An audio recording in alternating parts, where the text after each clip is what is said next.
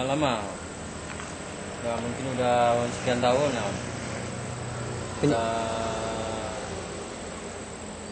Setahun ada apa?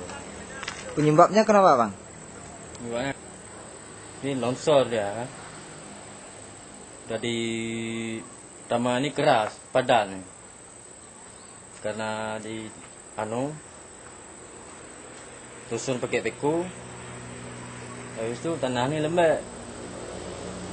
Turun ya. Dulunya Bang, masjid ini Bang panjang Luas, lebar ya.